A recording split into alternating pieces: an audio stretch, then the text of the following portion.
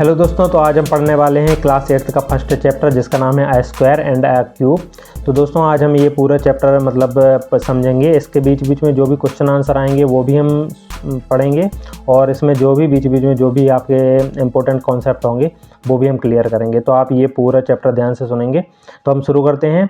A queen रत्न मंजूरी had a bill written that described her fortune of Ratna and also included a puzzle। तो जो रानी रत्न मंजूरी थी उनने एक वसीयत लिखी थी जिसमें उन्होंने अपने रत्नों या कीमती पत्थरों का विवरण किया था और उसमें उन्होंने एक पहेली भी शामिल की थी। इसके बाद her son Khoisnam and their 99 relative were invited to the reading of her will, जिसमें उन्होंने वसीयत पढ़ने के लिए अपने बेटे खोइसनाम और उसके 99 रिश्तेदारों को भी आमंत्रित किया था। इसके बाद she wanted to leave all her रत्ना to her son but she knew that if she did so all their relative would pester Khoisnam for ever.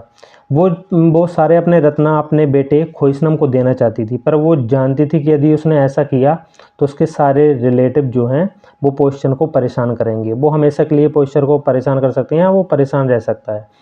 तो she hope that she had taught him everything he needed to know about solving puzzle. She left the following note in her will. तो राजकुमारी ने क्या किया, उसको एक आशा थी तो उसने क्या किया कि अपने जो उसका पुत्र था खोइसनाम उसको उसने सब कुछ सिखा दिया कि ये पजल कैसे सॉल्व करना है।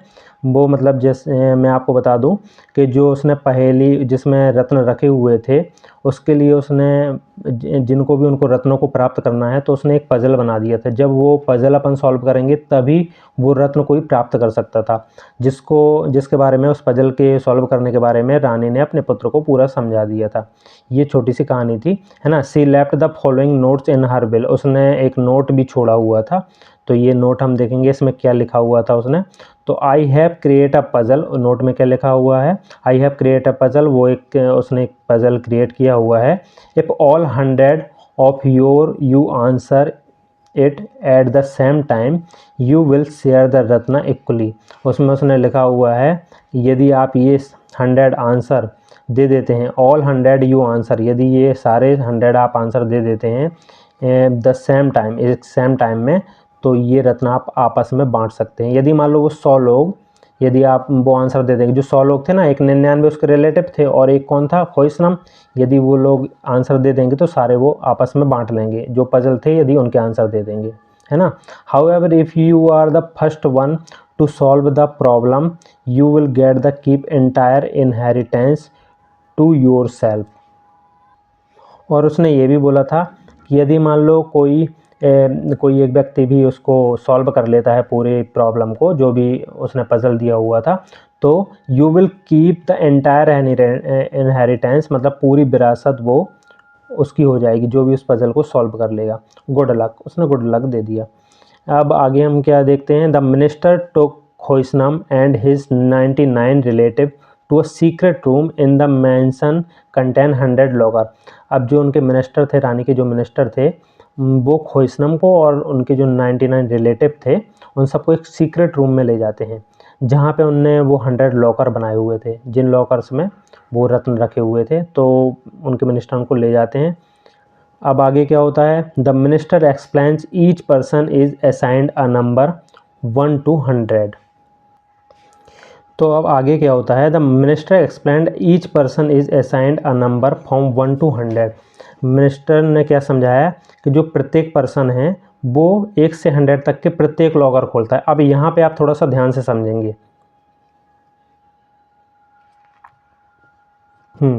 तो ये पर्सन वन जो पहला व्यक्ति जाता है, ओपन एवरी लॉकर, मतलब वो प्रत्येक लॉकर को खोलने को ट्राई करता है। 1 से 100 तक के लॉकर वो खोलता है। कुछ खोलेंगे, कुछ नहीं भी खोले होंगे, है ना। उसने जाकर खोले, ट्राई किए। अब इसके बाद जाता है पर्सन 2, मतलब दूसरा व्यक्ति जाता है। वो क्या करता है, टॉगल एवरी सेकंड लॉकर, वो प्रत्येक सेकंड लॉकर खोलता है ना। पहले वो सेकंड वाला खोलेगा, फिर सेकंड के बाद वो फोर्थ वाला खोलेगा, तो फोर्थ के बाद वो 6 वाला खोलेगा, मतलब एवरी सेकंड लॉकर वो खोलता है। और एक चीज़ और इसमें लिखी हुई है, close if it open, open if it is closed, मतलब जो पहले व्यक्ति ने सारे लॉकर खोले थे, यदि उसमें से कोई खुल गया होगा और सेकंड वाले को यदि खुला हुआ मिला होगा तो वो उसे क्या कर देगा, क्लोज़ कर देगा। और यदि मान लो क्लोज़ रहा होगा तो उसको वो ओपन कर देगा। ये बात आपको ध्यान देनी है कि यदि जो सेकंड व्यक्ति गया है और वो प्रत्येक सेकंड लॉकर खोल रहा है, यदि उसे खुले मिल रहे हो कोई भी लॉकर तो वो उसे क्या कर देगा, बंद कर देगा।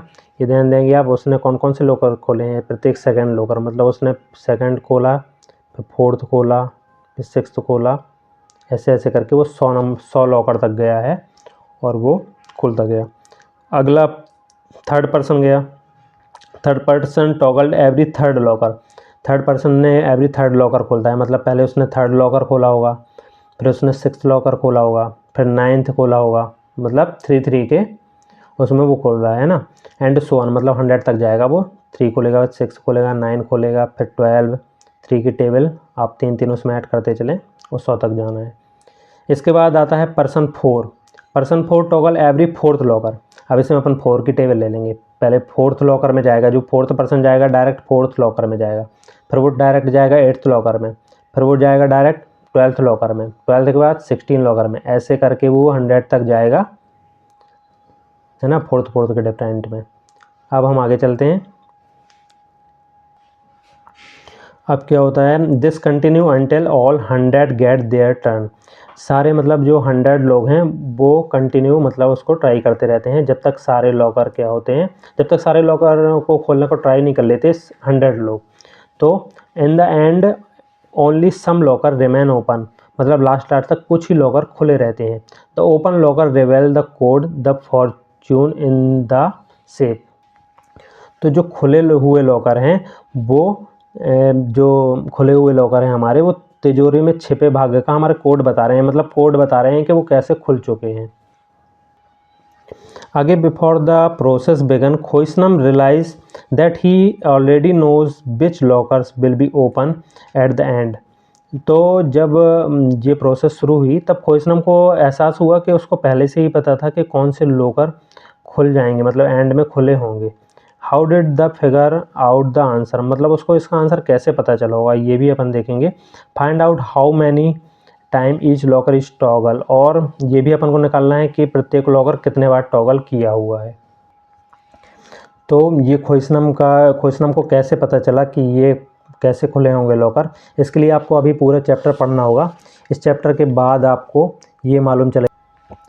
तो खोइसनम को इसके आंसर कैसे पता पड़े ये आप जानेंगे जब ये आप अगले पेज का जो कॉन्सेप्ट आपको जब क्लियर हो जाएगा कि ये लॉकर कैसे हमने खोले हुए थे, तब पता चलेगा कि खोइसनम को ये कैसे पता थे। तो अब हम दूसरा पेज लेंगे। तो दोस्तों अब हम अगले पेज पे आ गए हैं। तो इस पेज में आपको बहुत सारे थोड़े से कॉन्सेप्ट मिलेंगे, वो कॉन्सेप्ट आपको ध्यान से सुनने हैं और उनको ज़्यादा नोट भी करते जाना है।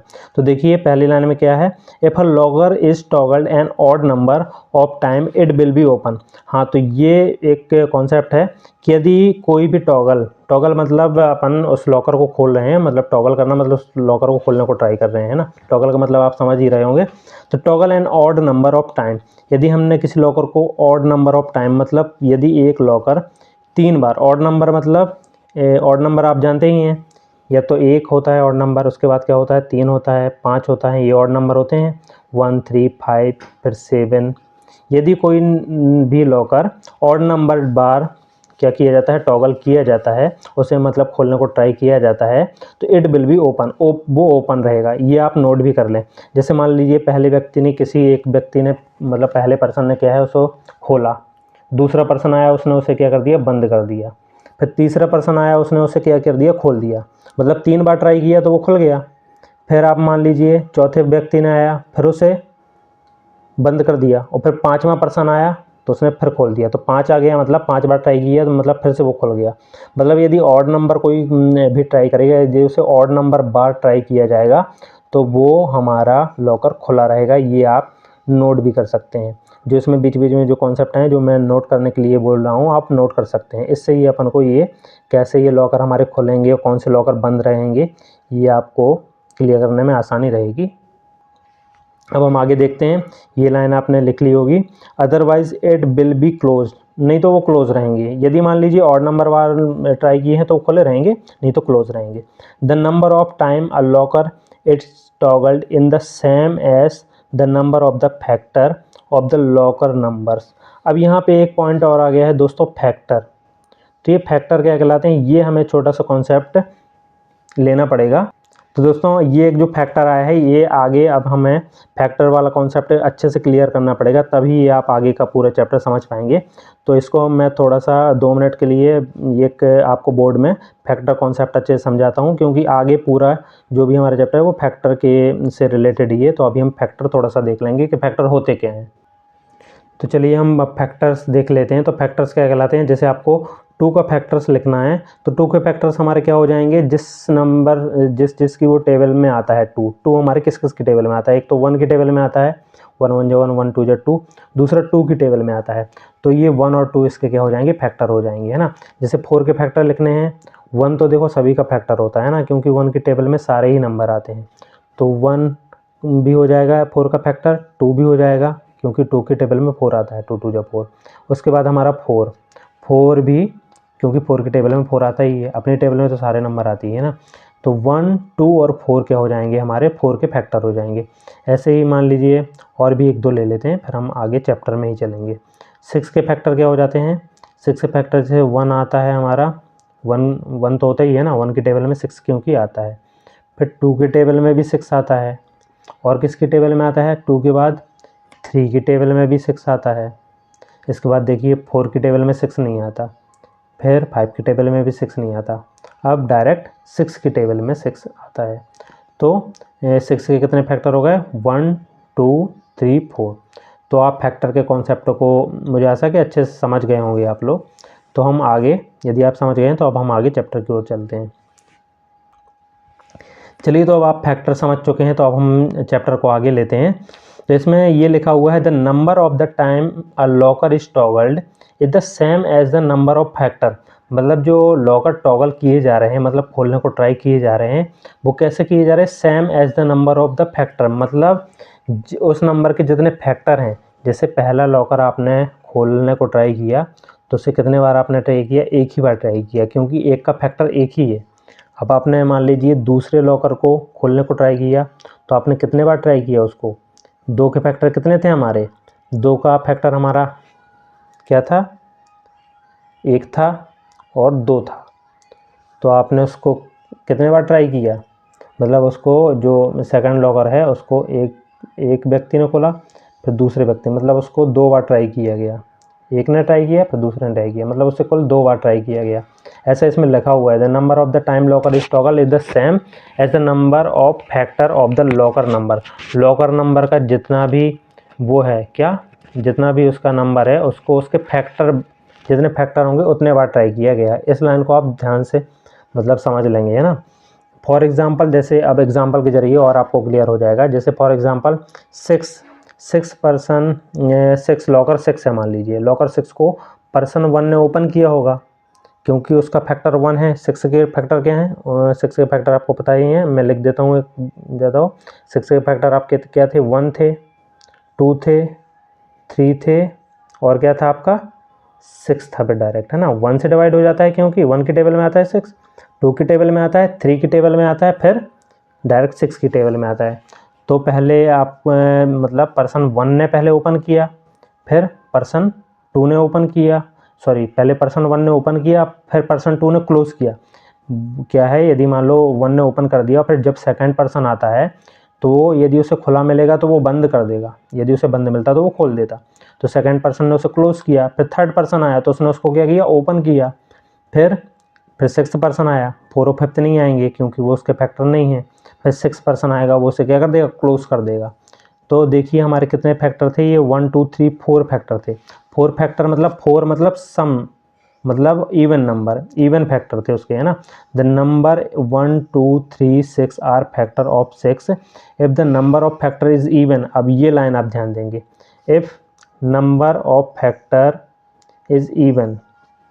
इवन नंबर आपको पता ही है क्या होते हैं, हमारे इवन नंबर क्या होते हैं, 2 4 6 8, जो मतलब 2 से डिवाइड हो जाते हैं, 2 4 6 8 10। तो आप इवन और ऑड नंबर, ये छोटी छोटी बेसिक चीज़ें आप लिखते जाएं, ये बिल्कुल क्लियर ही रखें, तभी आपको ये चैप्टर मतलब पूरा समझ में आएगा, इसके कॉन्सेप्ट तभी क्लियर होंगे। तो अब पहली लाइन मैंने बोली थी जो आपसे लिखने के लिए, ये जो इफ़ है लॉकर टॉगल ऑड नंबर, यदि वो ऑड नंबर बार ट्राई किया जाता है लॉकर को तो वो ओपन रहेंगे। तो पहली लाइन आप ये लिख लेंगे, नोट कर लेंगे।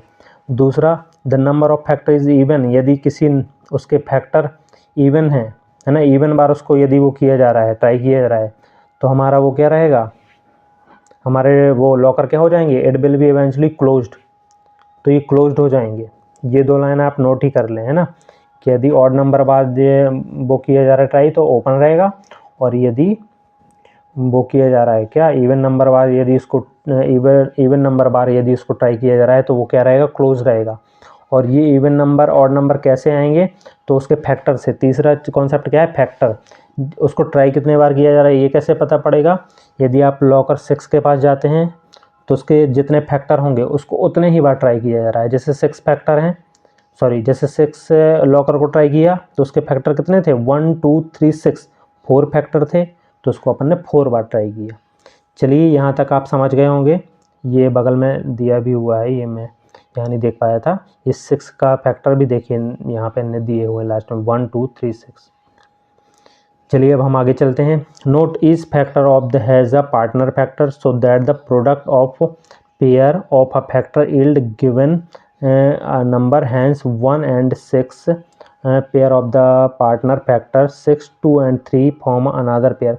पार्टनर फैक्टर मतलब ये यदि मान लो हर एक नंबर के दो फैक्टर तो होते ही हैं, है ना, जैसे क्योंकि एक उसका एक होता है और वो खुद भी उस फैक्टर होता है, तो ये 1 और 6 और अनादर पेयर भी हो सकते हैं, जैसे 2 और 3 एक और पेयर हो गया उसका। तो ये पार्टनर फैक्टर था, ये छोटा सा कॉन्सेप्ट है, बाकी आप मतलब इसका ज़्यादा यूज़ नहीं होगा। अब अपन आगे चलते हैं। चलिए तो अब इसमें एक क्वेश्चन आ गया है, does every number have an even number of factor, कि प्रत्येक नंबर के इवन नंबर में फैक्टर होते हैं। इवन मतलब कि हर उस नंबर के मान लीजिए 2 ही फैक्टर होते हैं या 4 फैक्टर या 6 फैक्टर। इवन नंबर तो हमारे यही होते हैं ना, 2 4 6, क्या ऐसा होता है? तो देखिए एग्जाम्पल भी लिया हुआ है, क्या एक के कितने फैक्टर होते हैं, एक का तो एक ही फैक्टर होता है, तो क्या इवन नंबर है? नहीं है। एक फैक्टर मतलब ऑड नंबर। 4 के कितने फैक्टर हैं? 4 का देखो 1 होता है क्योंकि 1 की टेबल में आता है, 2 की टेबल में आता है, 2 भी 4 का फैक्टर है, 4 की टेबल में आता है, 4 भी 4 का फैक्टर है ना। कितने फैक्टर हैं ये? 1 2 3, ओनली 3 फैक्टर हैं। 3 मतलब ऑड नंबर, ऑड नंबर में फैक्टर है मतलब 3 फैक्टर मतलब ऑड। इवन नंबर्स में इवन नंबर्स नहीं है, इवन नंबर्स मतलब 2 फैक्टर नहीं है या 4 फैक्टर नहीं है, ये क्वेश्चन पूछा हुआ है ना। 9 के देख लें आप, कितने फैक्टर हैं? 1 2 3, 3 फैक्टर हैं। 3 क्या है? ऑड नंबर है, मतलब इवन नंबर्स में उसके फैक्टर नहीं। इवन नंबर्स में मतलब कि 2 4 6 8, केवल ये नहीं ज़रूरी कि सबके 2 ही फैक्टर हों या 4 ही फैक्टर हों या 6 फैक्टर हों, ऐसे ज़रूरी नहीं है। तो इसका आप लिख सकते हैं नो मतलब प्रत्येक उसके इवन नंबर में फैक्टर नहीं होंगे। चलिए आगे क्या देखते हैं। We see the some cases like 2 × 2 that the number of in this pair are the same.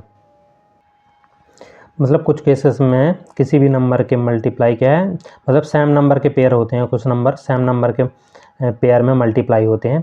इसको अब आगे ये भी एक कॉन्सेप्ट है, इसके हम आगे देखेंगे, इसमें आपको समझ में आएगा। तो can you use this insight to find more number with an odd number of factor. मतलब क्वेश्चन में ये पूछा गया है कि आप इन कॉन्सेप्ट का यूज करके कुछ मतलब ऐसे नंबर बता सकते हैं जिनके ऑड नंबर में ही फैक्टर हों, मतलब और भी अच्छे समझेंगे। जैसे अपन ने ऊपर देखा था, क्या अपन ने ऊपर ये कुछ नंबर देखे थे ना 2 1 4 9, जिनके ऑड नंबर में फैक्टर आए हुए थे। तो क्वेश्चन में बोला है कि आप और भी ऑड नंबर, मतलब जिनके फैक्टर ऑड नंबर में हो, कि आप और भी ऐसे नंबर निकाल सकते हैं।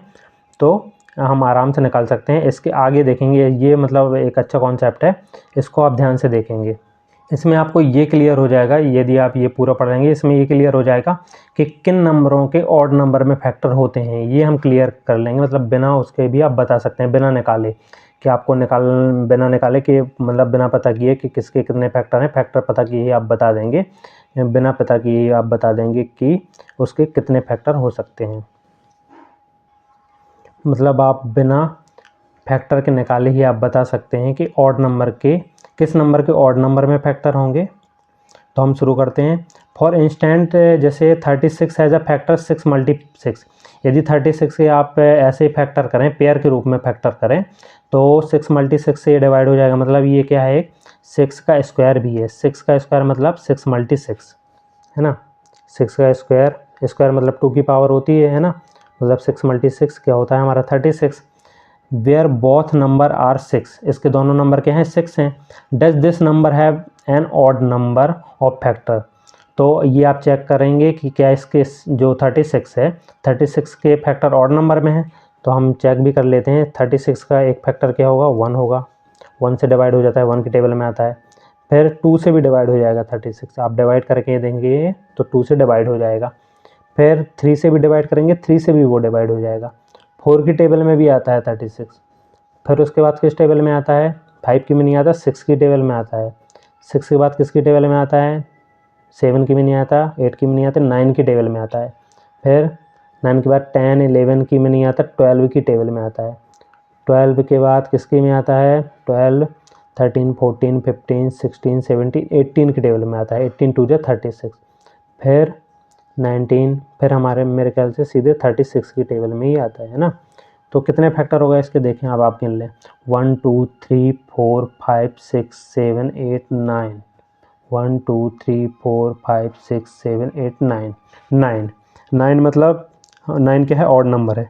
तो इसके फैक्टर कितने हैं, ऑड नंबर के रूप में है इसके फैक्टर। ऑड नंबर में इसके फैक्टर आ गए हैं। तो अब यहाँ पे यही कॉन्सेप्ट था कि यदि ये किसी का स्क्वायर है, जो नंबर हमने लिया है, तो उसके फैक्टर हमारे ऑड नंबर के रूप में ही रहेंगे। ये भी आप नोट कर लें कि यदि कोई स्क्वायर नंबर है तो उसके फैक्टर कितने होंगे, ऑड नंबर। ऊपर भी हमने एग्जांपल, यदि आप मतलब बैक जाके थोड़ा सा देखेंगे, वीडियो को पीछे जाके देखेंगे, तो हमने जो एग्जांपल लिए थे जिनके अभी फैक्टर निकाले हुए थे 1, 4 और 9 के, बुक में ही जो दिए हैं, वो सारे स्क्वायर नंबर थे। 4 भी स्क्वायर नंबर था और उसके हमारे 3 फैक्टर आए थे।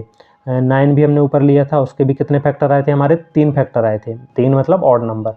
तो और 9 भी क्या था, स्क्वायर नंबर ही था। तो जो हमारे स्क्वायर नंबर होते हैं उनके फैक्टर क्या होते हैं, 3 ही होते हैं। तो आपको ये निकालना मतलब फैक्टर निकालने की ज़रूरत नहीं है। यदि आपको पता करना है कि ऑड नंबर है, तो यदि वो किसी का स्क्वायर है तो उसके फैक्टर क्या होंगे, ऑड नंबर में ही होंगे। चलिए अब हम आगे चलते हैं। The 36 other than 6 has a different factor its partner. हाँ, 6 का क्या है, उसका पार्टनर 6 है। Then we can the sure the 36 has an odd number of factor. तो इससे हमें क्लियर हो जाता है कि 36 के कितने फैक्टर होंगे, ऑड नंबर में ही फैक्टर होंगे। ये कॉन्सेप्ट भी, ये भी आप लिख सकते हैं ना।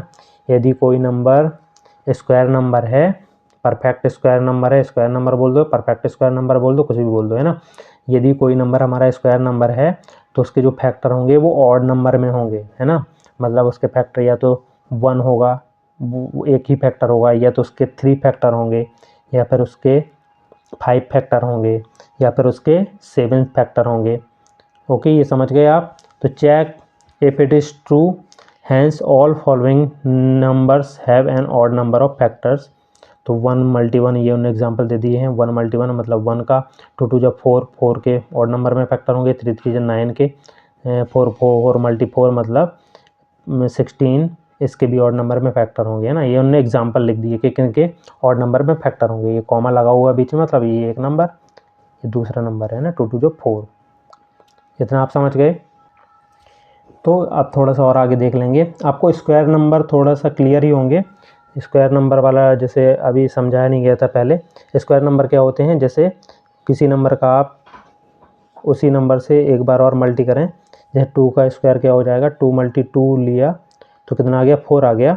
तो 4 हमारा क्या होगा, स्क्वायर नंबर होगा। क्यों, क्योंकि ये सेम नंबर का मल्टी ही करने से, 2 का उसी से मल्टी करने से वो आ रहा है, तो वो क्या होगा, हमारा स्क्वायर नंबर होगा। जैसे हमारा 9 स्क्वायर नंबर होगा। क्यों, 9 भी हमारा क्या हो जाएगा, कहाँ पे लिख दूँ, हाँ यहाँ 9 भी हमारा स्क्वायर नंबर हो जाएगा। क्यों, क्योंकि वो दो सेम नंबर का मल्टी करने में ही वो नंबर आ रहा है ना। तो जो दो नंबर का मल्टी करने में ही जो नंबर आता है वो हमारा क्या हो जाता है, स्क्वायर नंबर हो जाता है। किसी नंबर का यदि 2 बार मल्टी करो तो जो नंबर आया 9 आया, तो 9 हमारा स्क्वायर नंबर हो जाएगा। तो स्क्वायर नंबर आप समझ गए होंगे कौन से कहलाते हैं। और स्क्वायर नंबर के हमारे जो फैक्टर होते हैं कितने होते हैं, ऑड नंबर में होते हैं। ऑड मतलब या तो 1 फैक्टर होगा उसका, कोई भी स्क्वायर नंबर है। एक जैसे 1 का स्क्वायर क्या होता है, 1 × 1 में ही 1 आ जाता है, तो 1 भी हमारा स्क्वायर नंबर ही है। जैसे हमारा 4 स्क्वायर नंबर है तो 4 के कितने फैक्टर होंगे, ऑड नंबर में, मतलब 4 के अपन ने ऊपर निकाले भी थे, 3 फैक्टर थे, है ना। तो वो कितने, 3, मतलब ऑड नंबर में फैक्टर थे। 9 के कितने फैक्टर थे, 9 भी क्या है, स्क्वायर नंबर है, उसके भी कितने फैक्टर थे, हमने ऊपर निकाले थे, 3 फैक्टर थे। वापस मैं रिवाइज़ करा रहा हूँ, इसलिए मैंने थोड़ा सा जल्दी समझा दिया है ये। चलिए अब हम इसको पढ़ लेते हैं। ये एक पैराग्राफ आपका बचा हुआ है जो फिर हम सेकंड पेज में देखेंगे। A number that can express as the product of number with itself is called a square number. मतलब कोई भी नंबर ऐसे एक्सप्रेस किया जा रहा है, मतलब उसका प्रोडक्ट मतलब multi of a number with itself, मतलब उसी से उसका मल्टी किया गया है, प्रोडक्ट किया गया है या फिर मल्टी किया गया है, तो उसको क्या बोलते हैं, स्क्वायर नंबर। यहाँ पे मैंने लिखा हुआ था ना, 3 का अपन ने उसी से मल्टी किया है, तो वो क्या मिल गया, हमारा स्क्वायर नंबर मिल गया। सिंपली या स्क्वायर, या उसे स्क्वायर भी बोल देते हैं, स्क्वायर नंबर या उसे स्क्वायर बोल सकते हैं। The only number that have an odd number of factor, ये स्क्वायर नंबर होता है जिसके हमारे ऑड नंबर में फैक्टर होते हैं, जिनके एग्जांपल हम ऊपर पढ़ चुके हैं। आर द स्क्वायर्स, वह स्क्वायर्स होंगे, because they each have one factor which when multiply by itself equal the numbers, therefore every locker whose number is square will remain open। हाँ, therefore every locker, तो आपने ऊपर देखा था locker whose number is square. हाँ, आपने ऊपर क्या देखा था, जिसके ऑड नंबर में फैक्टर होंगे वो क्या रहेगा, ओपन रहेगा। वो मैंने आपको लिखवाया भी था, वो मैंने आपको ऊपर लिखने के लिए भी कहा था कि आप 2 लाइन लिख लेंगे, है ना। ये कॉन्सेप्ट मैंने ऊपर बताया था, जो ऑड नंबर में जिनके फैक्टर रहेंगे, मतलब ऑड नंबर में जो फैक्टर रहेंगे जिसके, वो क्या रहेंगे, वो लॉकर ओपन रहेंगे, है ना। वो समझाया था कि जैसे 6 का अपन ने फैक्टर लिया था, आप पीछे वीडियो और नहीं मतलब बोल गए हो तो हम दोबारा मैं भी समझा देता हूँ कि जैसे किसी 6 नंबर के लॉकर को यदि आपने वो किया, क्या 6 नंबर के लॉकर में यदि ट्राई किया है खोलने का, तो 6 नंबर के में पहला पर्सन जाएगा, फिर दूसरा पर्सन जाएगा, क्योंकि 6 नंबर के ये फैक्टर हैं, 1 है उसका फैक्टर, 2 है उसका फैक्टर, 3 है उसका फैक्टर और 6 है उसका फैक्टर। तो पहले 1 जाएगा, फिर उसमें दूसरा पर्सन जाएगा, फिर थर्ड पर्सन जाएगा, फिर कौन सा जाएगा, 6 नंबर का पर्सन जाएगा, है ना। तो इसमें पहला पर्सन उसे खोलेगा, दूसरा पर्सन बंद कर देगा, तीसरा पर्सन खोलेगा और चौथा पर्सन उसे बंद कर देगा। तो ये क्या रहेंगे हमारे, ये बंद हो जाएंगे। ये क्या हैं, कितने नंबर हैं, क्योंकि 1 2 3 4, 4 मतलब इवन नंबर हैं, तो हमारे वो बंद रहेंगे।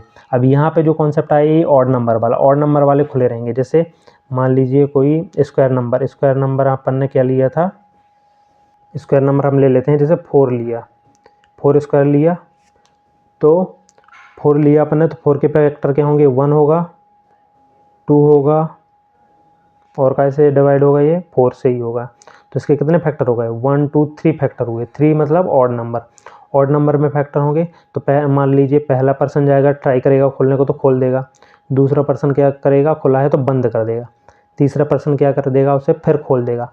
तो मतलब यही कॉन्सेप्ट आप ध्यान देंगे कि पहला पर्सन जाएगा वो खुला ही रहेगा, है ना। ज़रूरी नहीं है कि वो खुला रहे, फिर भी अपन को इसमें यही मान के चले हैं कि पहले पर्सन ने खोल दिया है, दूसरे पर्सन ने फिर बंद कर दिया है, तीसरे पर्सन ने फिर लॉकर को खोल दिया है।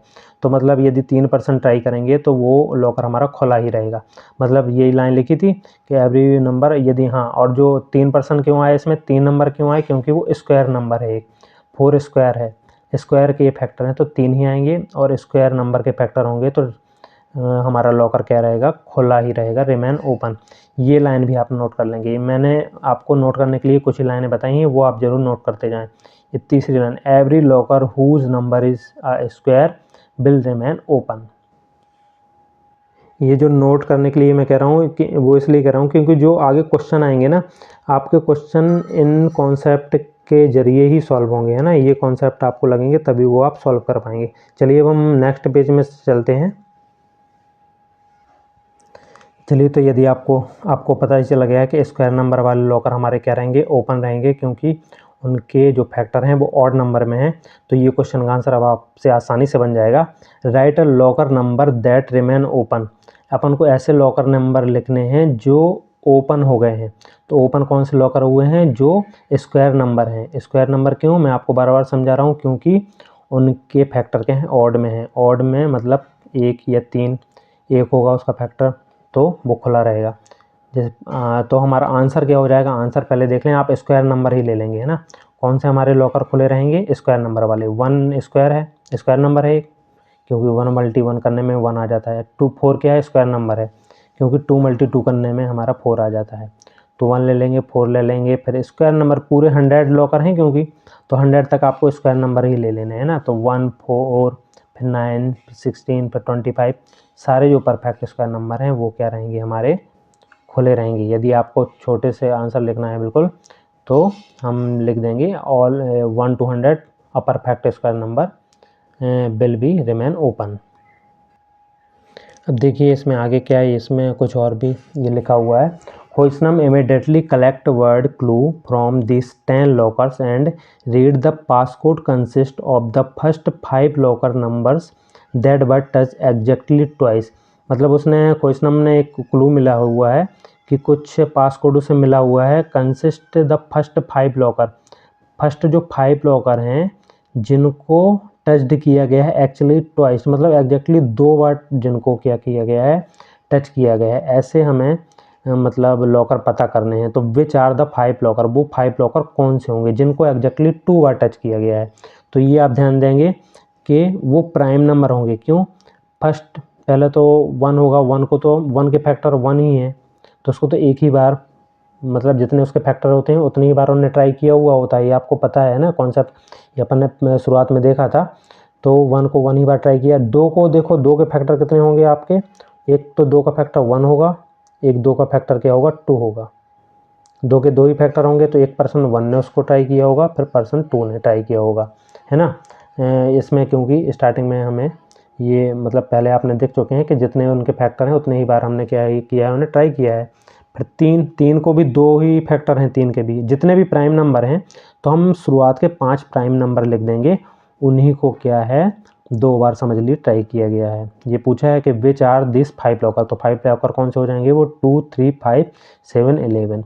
यदि ये क्वेश्चन आ जाए आपके कि कौन से लॉकर 2 बार ही ट्राई किए गए हैं, ट्वाइस बार, तो आप फर्स्ट 5 क्या लिख देंगे, ऑड नंबर, सॉरी ऑड नहीं, प्राइम नंबर लिख देंगे, क्योंकि प्राइम नंबर का फैक्टर 2 ही होता है, जितने उसके फैक्टर होते हैं उतने ही बार उन्हें ट्राई किया जाता है।